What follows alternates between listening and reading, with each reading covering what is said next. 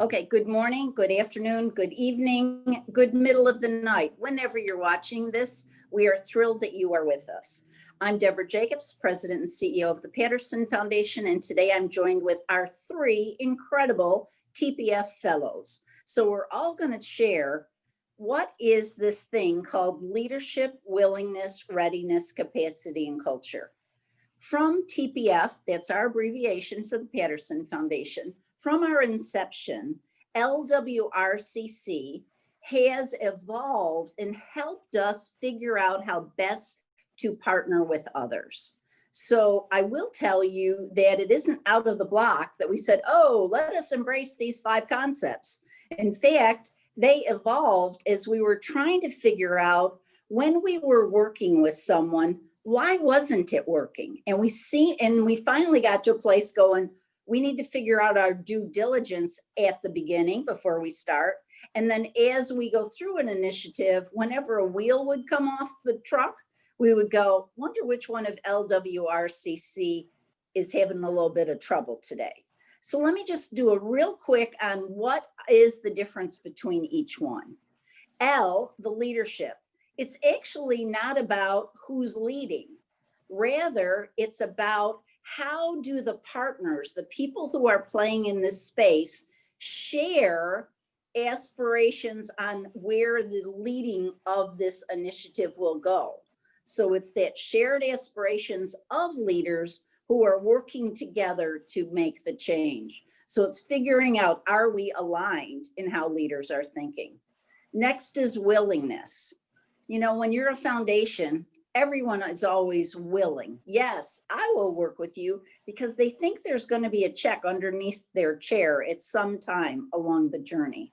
But in actual looking at willingness, it's about with the leaders, with the board, staff, donors, volunteers, is there a willingness to approach change, to do something different? So it's the testing that yep, I am willing. But then we have the issue of readiness. Everybody can be willing with leaders ready to go, but then things happen. Maybe a federal audit. Maybe the CEO decides to leave the entity. A change happens or takes the focus off. Is the organization really ready to dive into the work of partnering to advance change? Then we get to capacity. Every person, every organization, and every community has something to offer. And are they going to bring their capacity to the table? Because so often in the nonprofit sector, people come from a sense of scarcity. And when we all bring our cookies and tools and talents to the table, we actually end up with collective abundance. So it's what capacity does every partner have, and are they willing to bring it to the table? And the last C is culture. Do we have a culture of change, or do we have a culture of, nah, we've always done it this way, or no, we did that and it doesn't work? So we're looking for alignment of possibility thinking and an alignment of a culture of what is possible and how can we move forward. So how do you get LWRCC to roll off your tongue? Because it's not necessarily a word that 5 words you use. We actually use the Lakewood Ranch Country Club. And we really just tried to figure out what LWRCC would spell so you could get it in your head. It's always fun to watch a new TPFer trying to get those 5 words, and they're going kind of in different order and it doesn't make any sense. So I'm thrilled now to let you hear from the fellows about how does LWRCC play out in the work of the Patterson Foundation as we work to strengthen individuals, organizations, and communities. So I'm going to turn it over to Hannah. And Hannah, take us on. Thank you, Deborah. So the first example that I offer you all is from the TPF initiative of Aspirations Journalism. So Aspirations Journalism is completely dependent on a functioning partnership between the Patterson Foundation and the Sarasota Herald Tribune newspaper. It started out several years ago, and the idea was that the Patterson Foundation would provide funding for the paper to focus on community issues. So be it the grade level reading or age-friendly Sarasota or any of the other initiatives that were pertinent at the time. And it started out a little bumpy. There were some issues around leadership alignment. There was some issues around capacity. And so we didn't, throw the whole thing out, but we said, okay, we deliberately need to take time to say what isn't aligned with us within LWRCC and how can each side make adjustments so that that alignment can come to be. I would say our most recent iteration in early 2020 was the Census 2020 project was a great example of everything in that LWRCC dropping into alignment. The executive editor was very much aligned, and as well as the other editors, that the census was a really important topic for our community. So they were willing to put both the time and the resources from the paper's point of view into doing that. The willingness was absolutely there. They were excited to be at the table with us. The TPF team was excited to work on Census 2020. The readiness was there because we had talked about it in advance and they knew that we were contemplating, how can TPF impact the census work? The Sarasota Herald Tribune was going to focus on it a little bit anyway. So they had kind of started to prime their people, but this was an opportunity that they were on board to make the most of. And then capacity, and that's where the funding comes in from us in some parts is, they didn't necessarily have the resources at the Herald Tribune to have a full-time census reporter or something like that.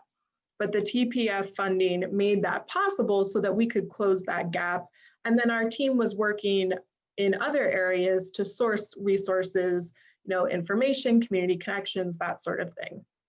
And then culture. So culture oftentimes, breeds on that leadership and willingness and readiness attitude from either the project management leader or the organizational leader.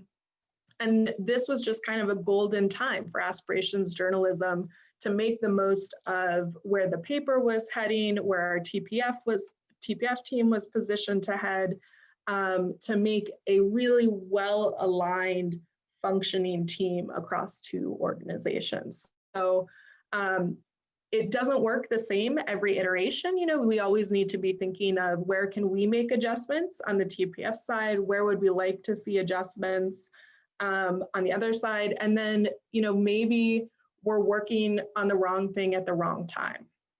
And that's often something that you can tell really well if you're not seeing alignment in any of those LWRCC areas.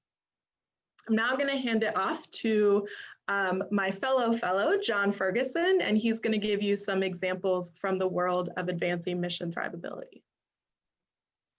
Hannah, thank you so much.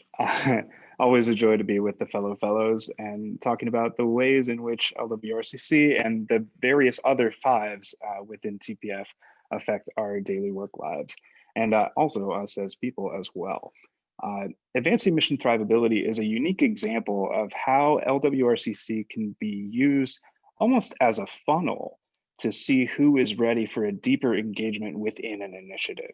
So for example, Advancing Mission Thrivability really casts a wide net. What it is a set of 4 Zoom meetings. You may notice we like to make up words around here that really describe what we do. So 2 of them were labinars. So it combines what would be the uniqueness of an in-person lab with a webinar, because we can't just do a boring webinar. We would never do that.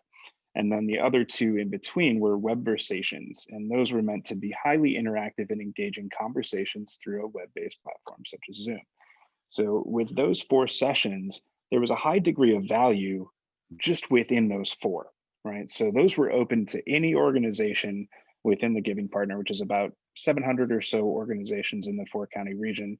And right around 50, give or take, in each iteration participated in those 4 sessions. Now, there was another opportunity for deeper engagement at the conclusion of those 4 sessions, which we like to call a consulting sprint. And that was a 4-week high intensity endeavor with the consultants from No Margin, No Mission, who are our partners in advancing mission thrivability. And to participate in this, organizations really had to demonstrate LWRCC through the completion of a rigorous advancement packet that showed us and gave us insights into not only were they ready for a deeper commitment and a deeper partnership in achieving their goals, but what were those goals, right? And how did they align with what we wanted to create through advancing mission thrivability for each organization? So, of the 50 organizations or so that participated in the first iteration, 6 were selected based on their advancement packets that showed and really demonstrated that they had not only the leadership and the willingness and the readiness to participate, but importantly as well, the capacity to do so in that high level engagement within that very short window of time, and the culture to enact those changes effectively to help drive the organization's thrivability forward into the future. So you can see how leadership, willingness, readiness, capacity, and culture, or LWRCC, as we call it, can really drive collaboration in important ways, but it doesn't look the same every time. What's the same every time is that those 5 elements are present and ready to move the work forward. And for another example, I'm going to turn it over to our other fellow, Miss Abby Rowland. Thanks so much, John. And so I'm here to talk about the Suncoast Campaign for Grade Level Reading and how LWRCC is illustrated through that initiative. So SCGLR, as we fondly call it, is a broad-based coalition of a variety of different organizations across our 4-county region. And so SCGLR works with a lot of different partners across a lot of different sectors. So another one of TPF's 5s is focused on those external partners and those cross-sector work. So for example, governments, SCGLR works with a lot of school districts. Businesses are the second one. So SCGLR works with individual businesses who are really committed to enhancing grade level reading, and also business associations like the Chambers of Commerce in each of the 4 counties. SCGLR also partners with local nonprofits. A lot of them are after school providers. And so SCGLR works with them to help the children who are attending those after school sessions read more and learn more during that time. SCGLR partners with media and helping raise awareness about the campaign and the importance of grade level reading. And finally, SCGLR also works with individuals in helping them learn about the importance of grade level reading, helping families understand why it's so important for children to be reading on grade level, and really why it matters for the community to care about grade level reading and how it helps children now and in the future. So as you can see, SCGLR works across a lot of different sectors, and you really need LWRCC across those sectors to help advance grade level reading. It's difficult it's a tricky subject because there are a lot of different partners and there are a lot of different players in children's lives. And so you really need to have the leadership, the readiness, the willingness, the capacity, and the culture to be able to move the initiative forward and to really align with the Patterson Foundation and the goal to help enhance grade level reading. So if you don't have that, it's nearly impossible, if not completely impossible, to collaborate on workshops, programming, and connecting across the community. So LWRCC is absolutely essential in helping SCGLR advance its mission and goals. And so now I'll bring it back to Deborah. Well, and each one of the fellows triggered a thought that I would love to share with people. So you can go, well, do you show up in a room and say, today we're going to measure our LWRCC? Well, in terms of like advancing mission thrivability, where you're working in very close webversations and webinars with nonprofits, we actually talk about LWRCC. Have they got the internal, their board, their staff, their volunteers, their CEO, are they all aligned and ready to go? When Abby's out in community working with the Campaign for Grade Level Reading, if you said, we're checking your LWRCC today, people would probably scatter and run. So it's one of those, you use it in discussion when it helps you move an initiative forward. But internally, we can use our LWRCC barometer to, when something isn't quite working the way it should work, we're going, what's not working. And so it helps us hone in on how do we slow it up? How do we further chat? How does it work? One of the techniques that we do use, and we use that specifically, I'm going to use most recently with the Aspirations Journalism that Hannah mentioned, we have something we call strategy refresh. So when you're in a long-term initiative with another entity, could be every 6 months. In the case of Aspirations Journalism, we do a strategy refresh every 90 days to make sure our LWRCC is aligned. So it's not like you start out and you never change. We know change happens and we've got to be fluid with whoever our partners are.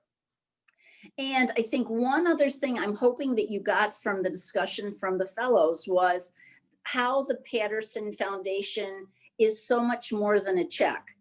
We're in the Zoom where it happens, we're in the room where it happens, and that's how you get to build that connective tissue and figure out, do we have alignment of LWRCC? So I'll also do one other hint for all of the students in this course. You know, LWRCC is not just something you can use as you're trying to make the world a better place. It's actually kind of fun in family dynamics, because you will discover that sometime there might not be alignment of all of those factors, and you can take out your LWRCC thinking and figure out, why isn't this working the way it should today?